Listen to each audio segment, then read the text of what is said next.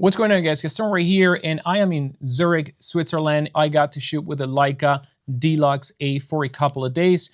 And in this video, I am going to be covering pretty much everything that I have experienced with the camera after shooting 2,000 pictures plus.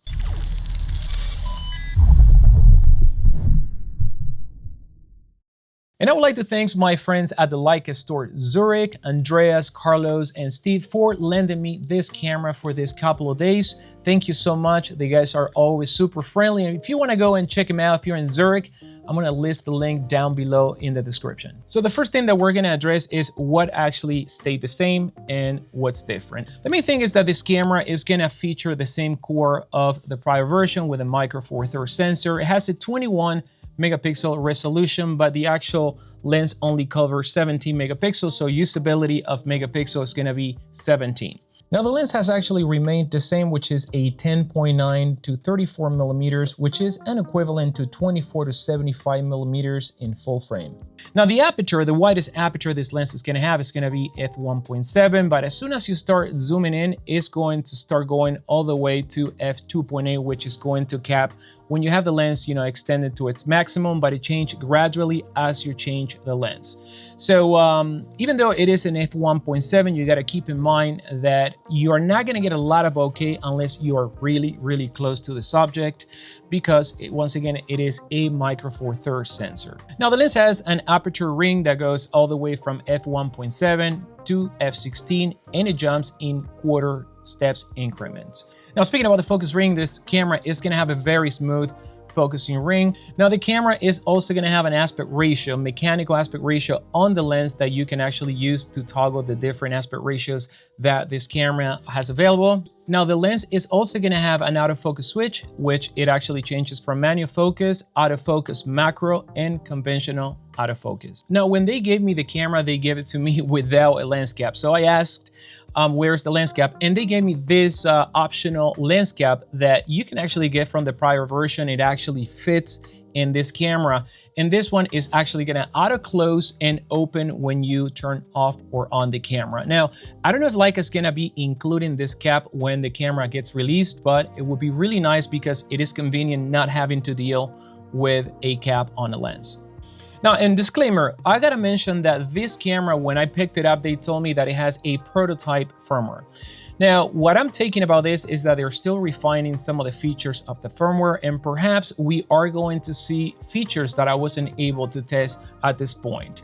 One of the features is Leica Lux. This camera does not have Leica Lux, and the reason why I'm mentioning this is because a lot of you guys asked me in prior videos if the camera supports it, but so far doesn't. But I can think how Leica can be introducing this by the time that this camera gets released, or perhaps in future firmware updates. Now let's actually take a look at the camera from the top, and the first thing that we're going to find is going to be a dedicated on-off button. Now, like I mentioned before, this camera looks a lot like a Leica Q3, and on the Leica Q3 we have the on-off button around the shutter release.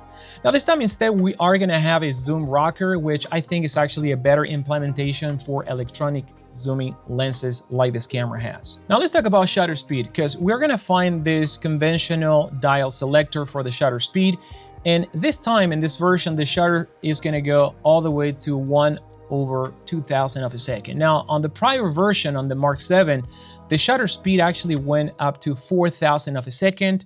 I don't know why Leica has cut one stop of shutter speed. I asked at the Leica store, no one was able to tell me why.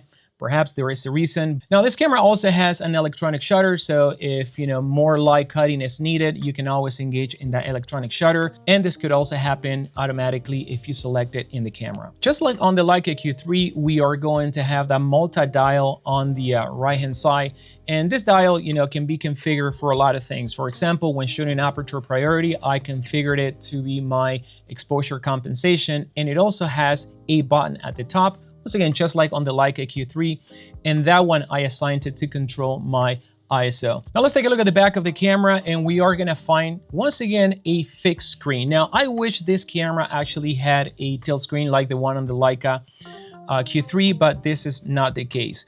Now, the one thing that I can say is that this screen is a lot brighter than the one on the prior version, or at least this is what it looks like. I actually used the camera during the day without having to crank the brightness. I believe it comes set up in the middle of the brightness, and it was plenty bright in broad daylight. So this is actually a great implementation. I didn't have a problem, noticing a low quality on the screen. I think the resolution of the screen, is pretty good.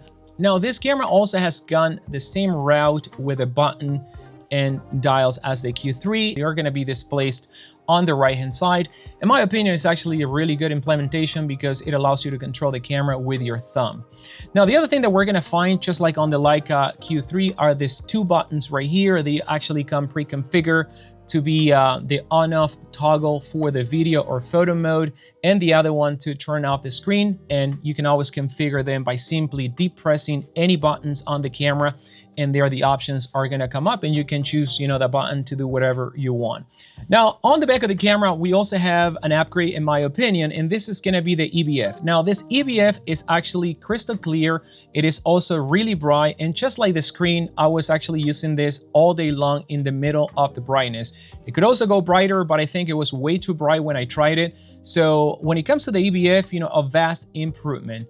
Also, this EVF is going to be OLED versus the LCD display that we have on the EVF of the prior version. So, and of course, one of the things that I like with cameras with EVF is the diopter. I wear glasses, and being able to dial your prescription is actually really good. You're going to be able to do that in this camera as well. Now, let's flip the camera at the bottom, and we're going to find the battery compartment, which also is going to house the SD card.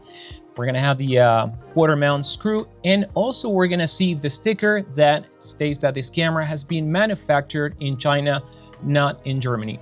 Now, I think that this is kind of like the same route as Fuji has done with the X100VI. That camera is also manufactured in China, but the quality of this camera, is pretty much what you should expect from a Leica camera. It is built really, really well, and in terms of build quality, I think this camera is much superior than the Mark VII.